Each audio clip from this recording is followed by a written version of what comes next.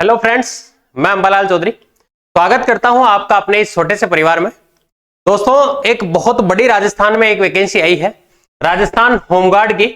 अब होमगार्ड की वैकेंसी क्या होती है, बहुत अच्छे पद हैं इसमें।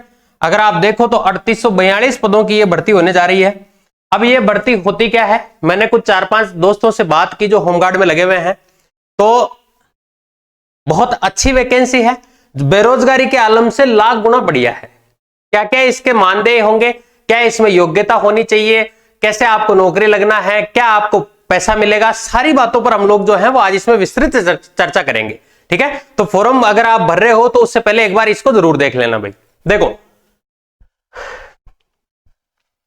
9/1 को हमारा एक नोटिफिकेशन आया था, गृह रक्षा स्वयं सेवक नामांकन हेतु विज्ञप्ति। होमगार्ड को यही कहते हैं, गृह रक्षा स्वयं सेवक। तो भाई इसमें एक आ गया है कि भाई कंपनियों में स्वयं सेवकों के 3842 पद। स्वयं सेवक है, इसका मतलब यह है कि पहली बात तो गवर्नमेंट जो परमानेंट वैकेंसी है वो नहीं है। स्वयं सेवक एक तरीके से संविदा के पद पर आपको लगाया गया है। हर 5 साल में इसका रिन्यू होगी, हर 5 साल में आपको जो है वो रिन्यू किया जाएगा। लेकिन इसमें एक खास बात यह है कि आपको हटाया नहीं जा सकता, तब तक नहीं हटाया जा सकता तब तक आप पर कोई केस नहीं हो या आपको कोई अपंगता किसी तरीके की नहीं है। जैसा कि हम लोग जो दोस्त थे उनसे बात हुई मेरी, उन्होंने जो बताया, ठीक है, क्योंकि वो 25-25 साल से इसमें कार्यरत है। अब देखो, अब इसमें क्या क्या जानकारियां हैं आगे। और तो भाई इसका जो नोटिफिकेशन दिया गया है उसमें हमसे कहा गया है कि भाई ये जो वैकेंसी है ये 12 तारीख से 12 जनवरी से जो है वो इसके फॉर्म भरना स्टार्ट हो चुके हैं। और आपको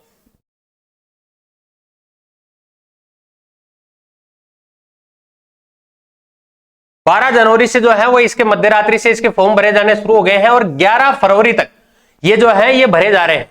तो अगर आप इसको नौकरी को करने के इच्छुक हैं, क्योंकि 8वीं पास की वैकेंसी है, जनरली 8वीं पास लोग मिल ही जाते हैं।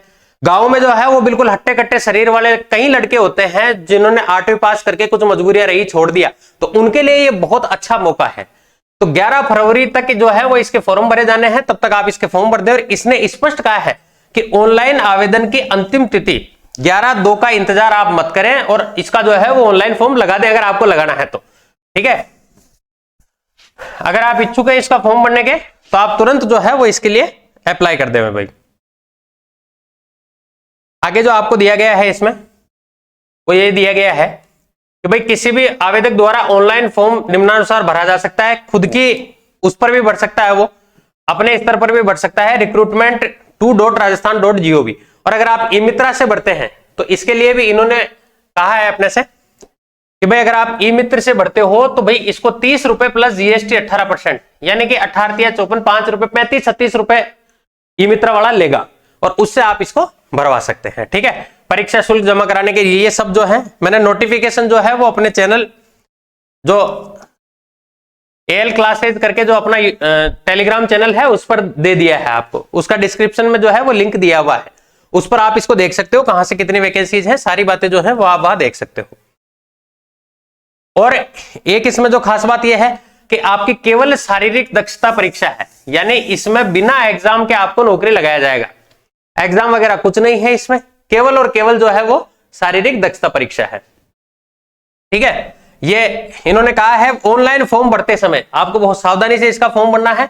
अगर कुछ गलती होती है तो इसके जिम्मेदार आप होंगे सिर्फ। ठीक है, आगे चलिए।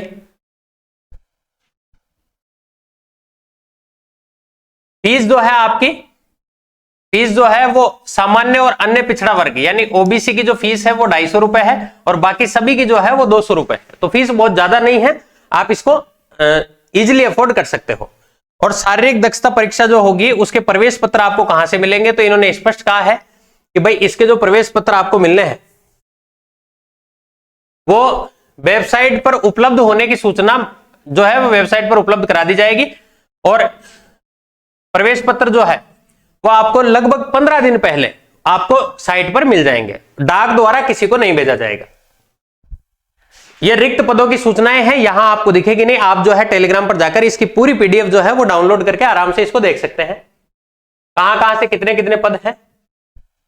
ठीक है, अब देखो गृह नामांकन हेतु अप्रैल 2023, मतलब सबसे बड़ा जो मेन मुद्दा है कि आपकी परीक्षा होगी कब, फिजिकल कब होगा, तो भाई अप्रैल 2023 के पहले वीक में ये जो है ये आयोजित किए जाने की संभावना है।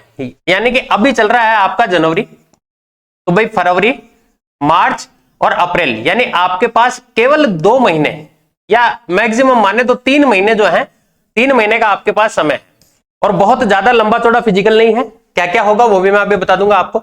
रिजर्वेशन जो है वो प्रॉपर उसी तरीके से है, अनुसूचित जाति को, जनजाति को 16%, 12%, ओबीसी को 21%, सब जो है रिजर्व कैटेगरी भी है इसमें, ठीक है। तो बहुत अच्छा मौका है महिलाओं के लिए, तो भाई महिलाओं को जो कोटा मिलता है इसमें 30% का उसके हिसाब से है।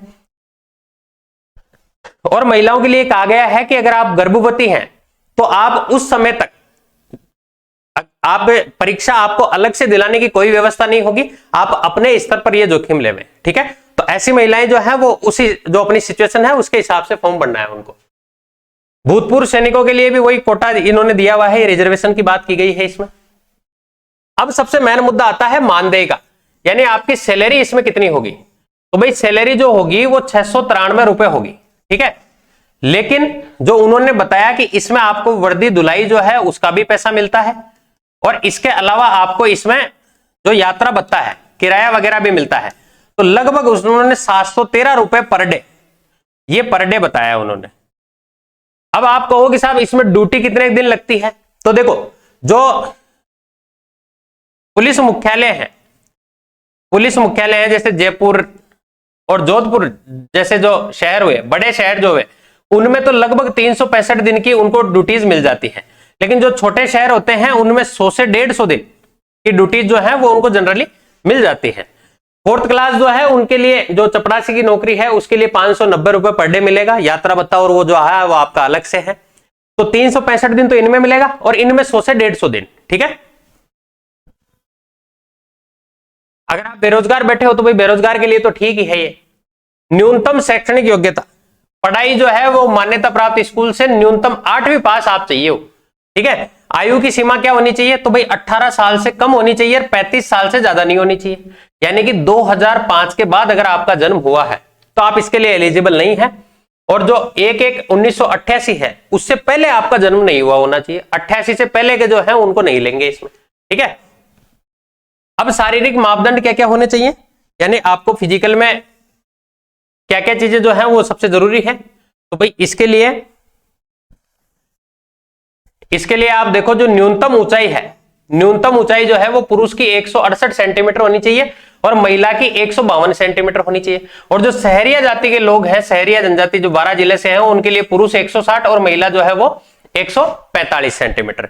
अच्छा, सीना केवल ये पुरुषों के लिए है, तो भाई 81 सेंटीमीटर तो बिना फुलाए और फुलाए जाने पर 86 सेंटीमीटर, ठीक है। महिलाओं के लिए ये लागू नहीं है। वजन जो है वो वजन केवल महिलाओं के लिए लागू है, यानी 47.5 किलो की तो कम से कम होनी चाहिए वो, ठीक है बस।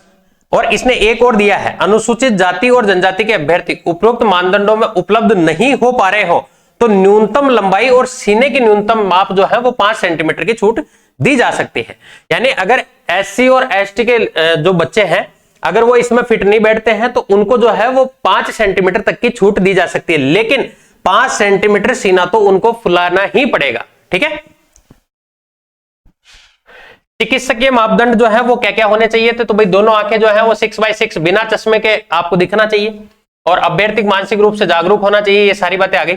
अब ये जो इंपॉर्टेंट टॉपिक है इसको देखो आप, अभ्यर्थी के घुटने आपस में टकराने, यानी घुटने आपस में नहीं टकराने चाहिए, नसें फूली हुई होना, भेंगापन, रतौंधी जो रात को नहीं दिखता हो, रंग दृष्टि दोष, कलर ब्लाइंडनेस जिसमें 2 कलर एक जैसे दिखते हैं, हरा और लाल कलर जो है जिसमें फर्क नहीं कर पाता हो, तो वो रोग हो, मधुमेह, ठीक है, डायबिटीज, अल्बुम, ये हकलाकर बोलना, पैर समतल नहीं होना, हर्निया, शल्य, अगर ये हो तो वो नहीं होने चाहिए। अगर ये हो तो आप शारीरिक दक्षता में पहले ही बाहर कर दिए जाओगे। नामांकन के लिए अयोग्यताएं ये जो है ये आप नोटिफिकेशन मैंने आपको दे दिया है, इसको आप पढ़ लेना,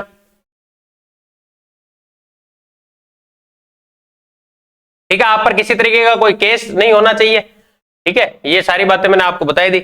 अगर कोई जानकारी आप छुपाते हो तो इसमें बाद में जो है वो आपको इसमें बर्खास्त कर दिया जाएगा। पंजीकरण और प्रमाण पत्रों की जांच, तो भाई क्या क्या प्रमाण पत्र आपको चाहिए, तो सारी बातें हैं। शैक्षणिक योग्यता के प्रमाण पत्र होने चाहिए, जिले का मूल निवास होना चाहिए, आयु प्रमाण पत्र, विशेष योग्यता अगर आपके पास कोई है एनसीसी वगैरह तो वो होने चाहिए, जाति प्रमाण पत्र होना चाहिए, जनजाति क्षेत्र से है, महिला के लिए अगर विधवा के मामले में अपनी पति का मृत्यु का सर्टिफिकेट। ये नोटिफिकेशन जो है वो छोटे छोटे हैं जो आप पढ़ लेना, जो कि सब में जरूरी होते हैं। अब देखो यहां से शारीरिक दक्षता परीक्षा जो है इसका पहला चरण, जो फर्स्ट चरण होगा उसमें क्या होगा, तो भाई पहले चरण में पंजीकरण में पहले आपके डॉक्यूमेंट जो चेक किए जाएंगे, पंजीकरण में योग्य पाए गए अभ्यर्थियों को शारीरिक दक्षता परीक्षा में शामिल किया जाएगा। महिला अभ्यर्थी जो शारीरिक दक्षता की परीक्षा के समय गर्भवती हैं, वो उनको सलाह दी जाती है कि इसमें भाग नहीं लेवे, जो बात अभी मैंने आपको बताई। यदि भाग लेंगी तो उनकी स्वयं की जिम्मेदारी होगी। इस हेतु प्रत्यक्ष से शारीरिक परीक्षा का कोई प्रावधान नहीं है और इसके लिए अतिरिक्त अवसर भी आपको नहीं दिया जाएगा। अब जो इसमें पुरुष वर्ग है उनके लिए क्या क्या है फिजिकल में, तो भाई फिजिकल में उनके लिए 1000 मीटर की दौड़ है, यानी कि 1 किलोमीटर की दौड़ है। इसके ज्यादा से ज्यादा आप नंबर 15 ले सकते हो। अब आपकी प्रैक्टिस पर डिपेंड करता है। अगर आप 3 मिनट 30 सेकंड में इसको कर देते हो तो 15 नंबर मिलेंगे, 3 मिनट 45 सेकंड लगती है तो 10 नंबर, 4 मिनट लगती है तो 5 नंबर, और 4 मिनट से ज्यादा लगता है अगर आपको इस दौड़ को करने में तो आपको कुछ नहीं मिलेगा इसका नंबर। महिलाओं में भी यही है, कैटेगरी वाइज इनका दिया हुआ है, इतने इतने नंबर चाहिए। इसके बाद पुरुष वर्ग को जो है वो चिनअप्स होंगे। चिनअप्स जो होते हैं जैसे अपने पेड़ के उनको उसको पकड़कर ये इस तरीके से जो करते हैं उसको बोलते हैं चिनअप। तो ये चिनअप इसके मैक्सिमम 10 नंबर है, जिसमें से अगर आपने 10 चिनअप लगा दिए तो 10 नंबर, 7 लगा दिए 7, 5 लगा दिए 5, और 5 से कम लगाए तो कुछ नहीं मिलेगा। महिलाओं के लिए जो है वो गोला फेंक है, मतलब उनको गोला लेके और गोला फेंकना है। 4 किलो का गोला होगा। इसके भी स्पेसिफाइड जो नंबर जो है वो आपको दिए हुए हैं। अगर आपने 16 फीट फेंका है इसको, अगर आपने 16 फीट फेंका तो 10 नंबर, फिर 15 फीट 7 नंबर, और आगे जो है वो इसी तरीके से दिए हुए हैं। 14 फीट है तो 5 नंबर। ठीक है, ये आपको दिया गया है। और ये भी कहा गया है कि शारीरिक परीक्षा के समय आपको केवल एक मौका दिया जाएगा, इसके लिए कोई अपील आप नहीं कर सकते हैं। ठीक है, शारीरिक दक्षता परीक्षा के अंतर्गत सर्वप्रथम दौड़ का आयोजन किया जाएगा। अगर कोई अभ्यर्थी दौड़ में 0 नंबर प्राप्त करता है तो उसे अनुत्तीर्ण घोषित कर दिया जाएगा, यानी कि आगे की जो दौड़ होगी वो चिन्ह वगैरह होगा वो नहीं दे सकता, उसको पहले ही बाहर कर दिया जाएगा। तो दौड़ सबसे जरूरी है इसमें। ठीक है, ये ध्यान रखिएगा आप। दौड़ में सफल अभ्यर्थियों को दूसरे चरण में बुलाया जाएगा और असफल रहने वाले को अनुत्तीर्ण घोषित कर दिया जाएगा। ठीक है, अब दूसरा चरण क्या होगा, दूसरा चरण पुरुषों के लिए तो चिन्ह और महिलाओं के लिए जो है वो गोला फेंक होगा। ठीक है, इसके बाद कुछ एडिशनल नंबर भी, अगर आपके पास क्वालिफिकेशंस हैं और वो सर्टिफिकेट आप दिखाते हो तो कुछ एडिशनल नंबर भी होंगे।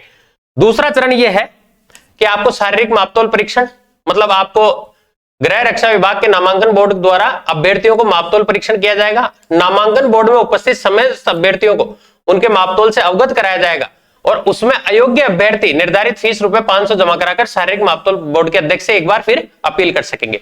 यानी ये जो मापतोल परीक्षण है, दूसरा जो चरण है, इसमें आप अपील कर सकते हो 500 रुपए फीस जमा करा के। अब तीसरा चरण क्या होगा, तीसरे चरण में वह विशेष योग्यताएं। अगर आपके पास एनसीसी का कोई सर्टिफिकेट है तो ए के 2 नंबर है, बी प्रमाण पत्र के 4 है, सी के 6 है। ज्यादा से ज्यादा आप इसमें मैक्सिमम 6 नंबर ले सकते हो। ऐसे ही आरकेसीएल और आरएससीआईटी है तो उसके 4 नंबर है। अगर आपने इलेक्ट्रीशियन, फिटर और इनमें अगर आईटीआई किया हुआ है, अगर आपने इसमें आईटीआई किया हुआ है, आईटीआई कर रखा है तो उसके 3 नंबर है आपके। और खेलों में अगर आप कहीं अंतरराष्ट्रीय स्तर पर या किसी तरीके के खेल खेलते हो तो 4 नंबर है आपके लिए। स्काउट का अगर आपके पास प्रमाण पत्र है तो 4 नंबर ले सकते हो मैक्सिमम। और हल्का भारी मोटर वाहन चालक हो, लाइसेंस वगैरह है तो उसके 4 नंबर मिलेंगे। लेकिन इसमें यह ध्यान रखना है आपको कि आपके पास मान लीजिए सारी डिग्रियां हैं, लेकिन आप 20 नंबर से ज्यादा जो है वो आपको इससे ज्यादा नहीं दिया जाएगा बोनस मार्किंग। अगला चौथा चरण जो है वो आपका इंटरव्यू है, मौखिक व्यक्तित्व परीक्षण, जो कि आपका 5 नंबर का होगा। अब आपका सिलेक्शन किस आधार पर होगा, तो भाई शारीरिक दक्षता परीक्षा जो है वो 25 नंबर की, विशेष योग्यता में आप 20 नंबर और मौखिक व्यक्तिगत परीक्षण में, यानी कुल मिलाकर आपका 50 नंबर का जो है वो ये परीक्षा जो है वो होने वाले है। अब 50 में से जो ज्यादा नंबर लाएगा वो मेरिट में आ जाएगा। तो भाई चयन सूची जो है वो बता दिया इन्होंने कि आपकी वेबसाइट पर जो है वो तैयार करके और इसको दे दिया जाएगा। स्वास्थ्य परीक्षण जो है वो आपको चिकित्सा प्रमाण पत्र जो है, नामांकन, ये मेडिकल वगैरह है, ये प्रमाण पत्र वगैरह है, तो ये तो जब हम फिजिकल कर लेवे या उससे पहले जो है वो इनको आपको रेडी रखना है, चरित्र प्रमाण पत्र वगैरह जो है, ठीक है। और आवेदन पत्र में अंकित सभी तथ्य सूचनाएं सही होनी चाहिए, ये आपको देख लेना है।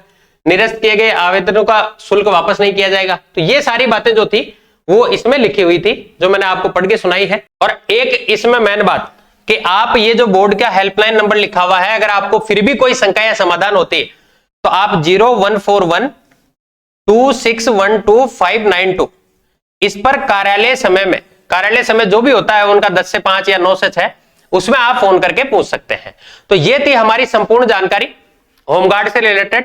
बहुत अच्छी वैकेंसी है, जो बेरोजगार लोग बैठे हुए हैं उनके लिए तो लाख गुना बढ़िया है भाई। 700 रुपए पर डे मिले, तो आप इसको देख लीजिएगा और फॉर्म अप्लाई कर दीजिएगा। लास्ट डेट का आप इंतजार मत करना, ठीक है। Thank you so much.